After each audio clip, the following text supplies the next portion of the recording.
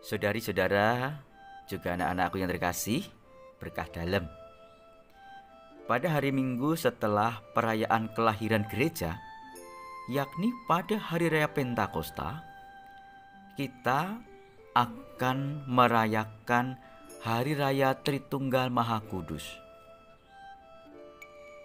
Ini saat yang sangat baik bagi kita untuk menyegarkan kembali refleksi mengenai ajaran Tritunggal Maha Kudus. Perlu kita sadari bahwa ajaran ini merupakan ajaran yang paling sering mendapat pertanyaan dari berbagai kalangan. Misalnya, kaitan dengan rumusan satu Allah dengan tiga pribadi.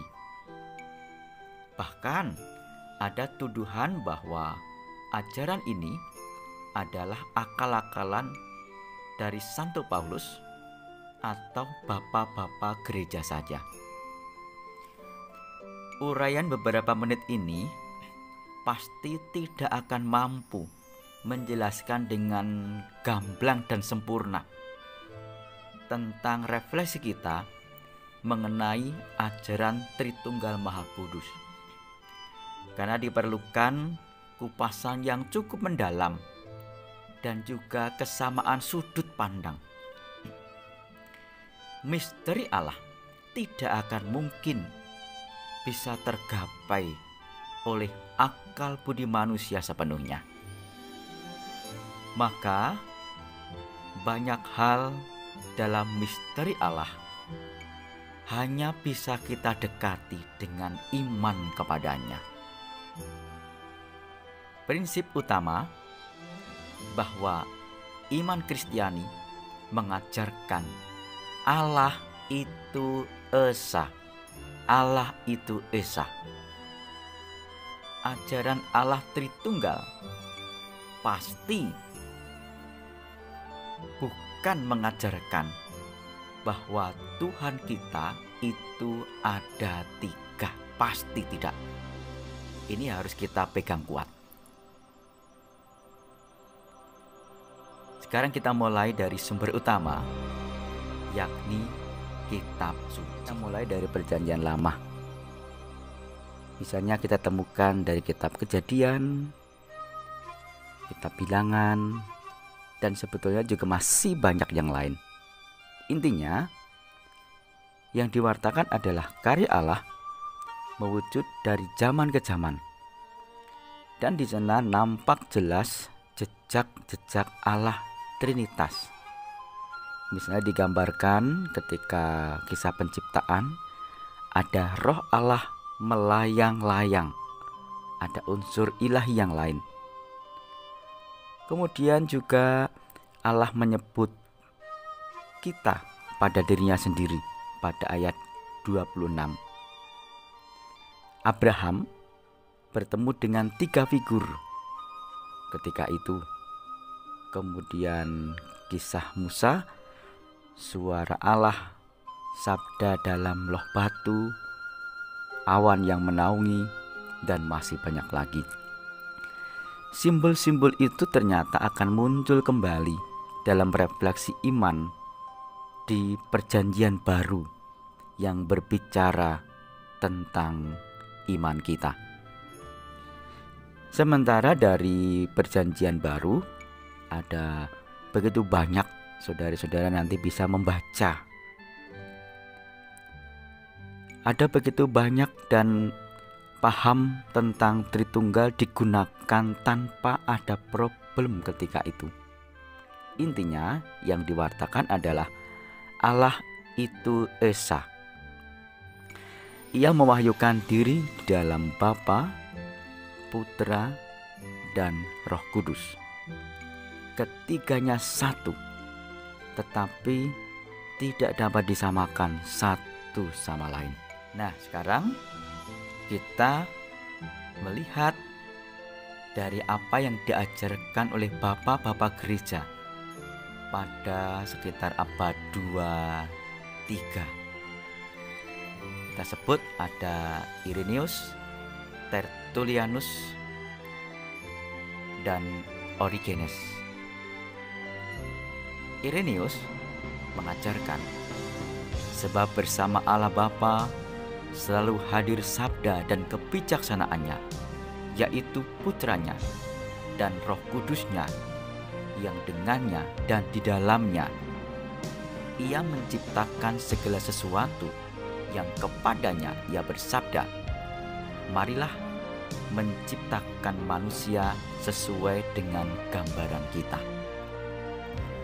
Tertullianus mengatakan bahwa di dalam hakikat Allah yang satu terdapat 3 pribadi.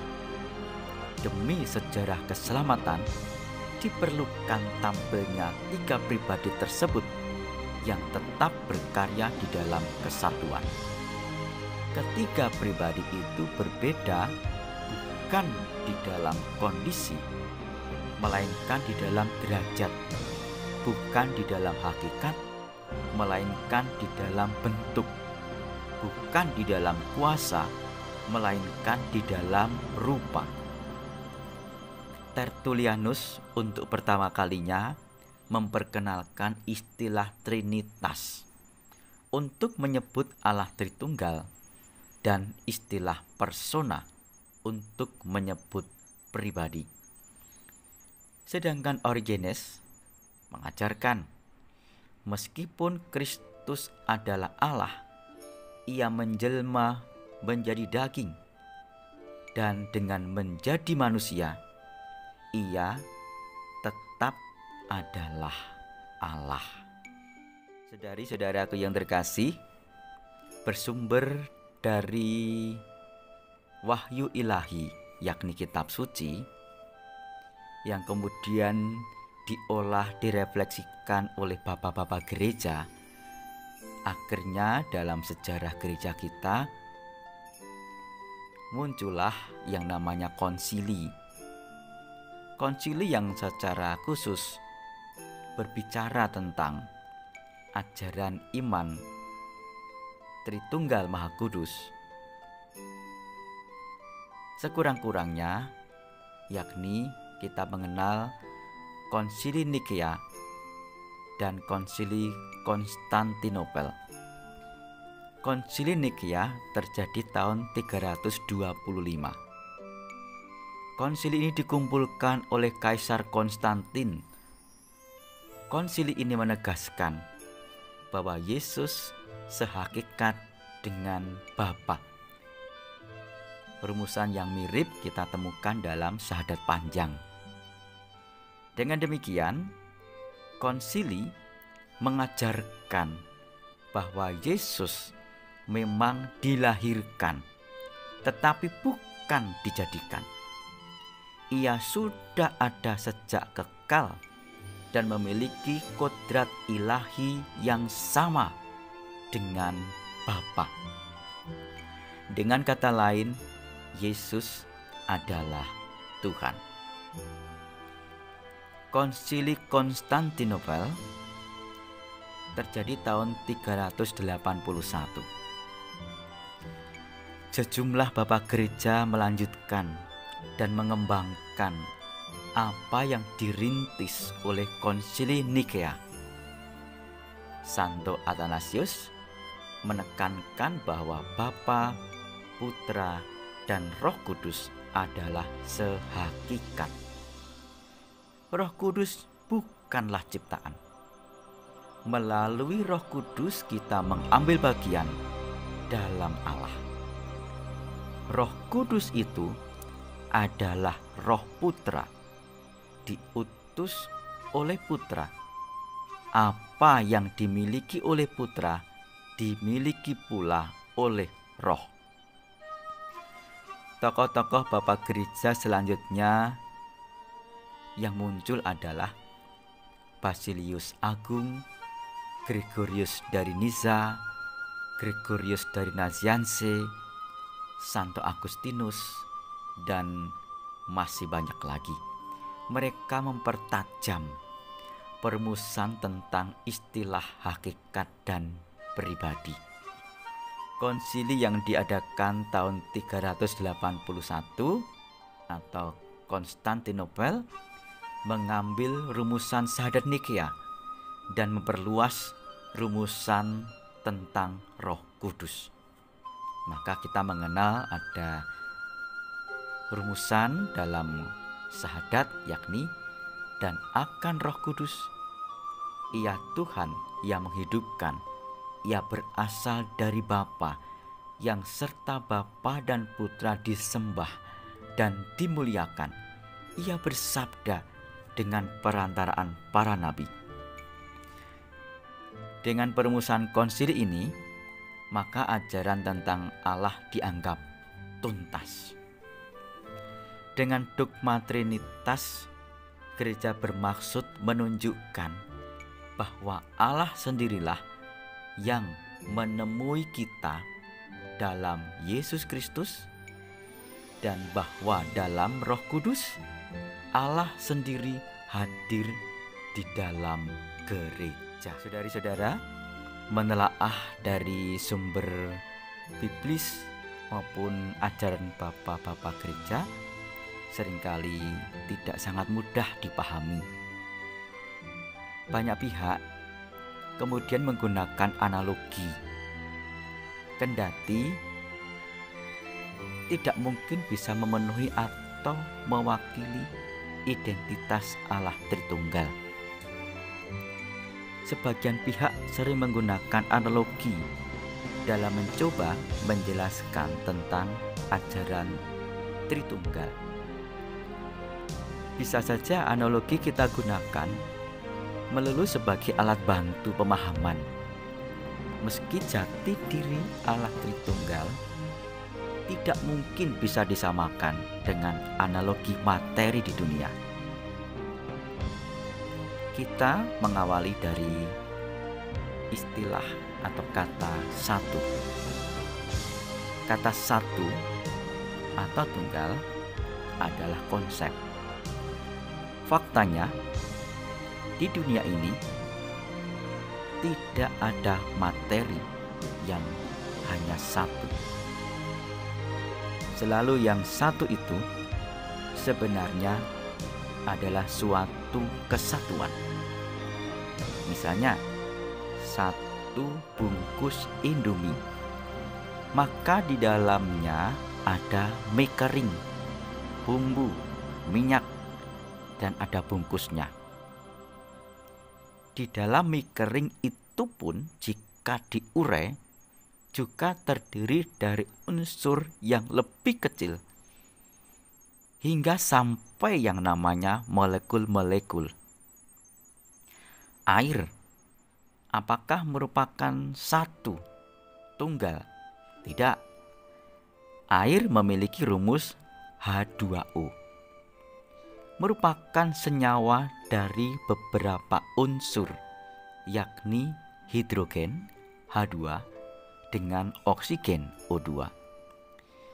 Demikian pula materi-materi yang lain. Kita mengenal warna cahaya yang beraneka ragam.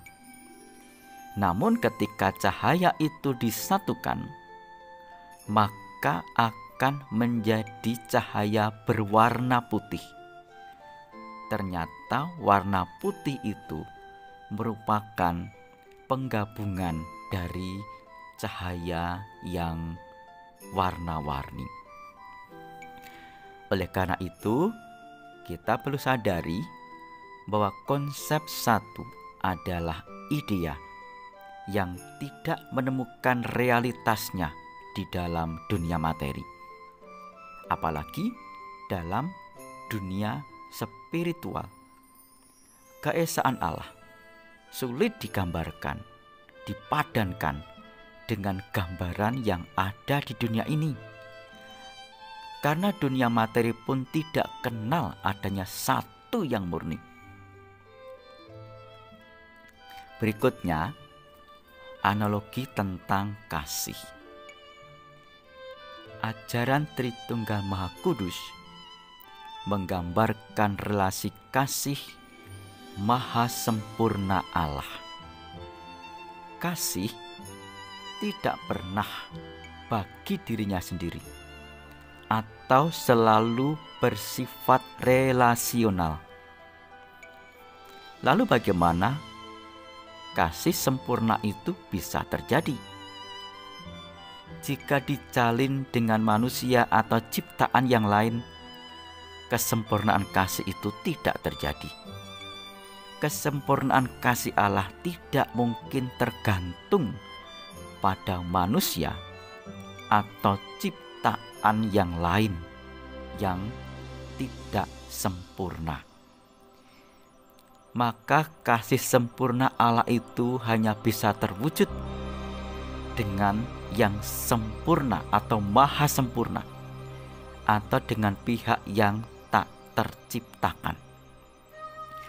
Jejak-jejak Allah dalam Perjanjian Lama yang akhirnya menjadi lebih bisa dipahami oleh pewahyuan Yesus dalam Perjanjian Baru. Baik, bagaimana kita mengenal Allah Bapa, Allah Putra, dan Allah Roh Kudus menunjukkan relasi kasih maha sempurna itu. Saudari-saudara yang terkasih, ajaran tentang Allah Tritunggal tidak akan ada habisnya kita gali. Karena misteri Allah yang begitu agung, akal budi kita tidak akan mampu menampung keagungan misteri Allah tersebut. Sebagaimana juga diungkapkan oleh Santo Agustinus, kalau engkau memahaminya, ia bukan lagi Allah. Namun demikian, bukan juga berarti bahwa ajaran Allah Tritunggal merupakan sebuah ajaran yang tidak masuk akal dan tidak bisa dipertanggungjawabkan. Maka sekarang kita mengarah kepada bagaimana refleksi kita terhadap ajaran ini bagi hidup kita saat ini. Saya membagikan satu hal saja, dan saudari-saudara bisa pula memiliki titik refleksi yang lain. Saya memberikan judul, Siap Menjadi Segalanya Bagi Yang Dikasihi. Ajaran Tritunggal Maha Kudus menjadi pewartaan tentang gambaran kasih Allah yang maha sempurna. Allah Bapa yang memiliki kekasan dalam menciptakan alam semesta, Allah Putra yang memiliki kekasan dalam menebus ciptaan, dan Allah Roh Kudus yang menguduskan dan memberi damai sejahtera kepada ciptaan. Namun ketiganya senantiasa hadir bersama, mengisyaratkan kepada kita betapa karya Allah yang senantiasa terjadi untuk kehidupan. Kasih-Nya tak berkesudahan sampai kapanpun. Ini pun merupakan panggilan bagi kita untuk masuk dalam komunitas kasih Allah sempurna itu. Kita tidak bisa mendikte bagaimana Allah mencintai kita. Allah dalam Tritunggal Maha Kudus bukanlah ciptaan manusia. Karena memang demikianlah adanya Allah demi kasih. Kasih adalah mau menjadi apa dan menjadi siapa saja demi yang dikasihi. Jika Anda mengatakan mengasihi seseorang, siapkah menjadi apa saja demi kebaikan orang yang kita kasih tersebut? Demi kasih, Allah menciptakan kita semua. Demi kasih, Sang Putra menjadi manusia. Demi kasih, Roh Kudus dicurahkan kepada kita. Demikian pula bagi kita. Siapkah kita kita menjadi apa saja dan menjadi siapa saja demi kasih. Santa Teresia kecil mengatakan siap menjadi mainan bagi Tuhan Yesus. Ia menuliskan doanya, Yesus, tentu engkau senang mempunyai mainan. Biarlah saya menjadi mainanmu. Anggap saja saya ini mainanmu. Bila akan kau angkat, betapa senangnya hatiku. Jika hendak kau sepak kian kemari, silahkan. Dan kalau hendak kau tinggalkan di pojok kamar lantaran bosan, boleh saja. Saya akan menunggu dengan sabar dan setia. Tetapi kalau hendak kau tusuk bolamu, oh Yesus, tentu itu sakit sekali. Namun terjadilah kehendakmu.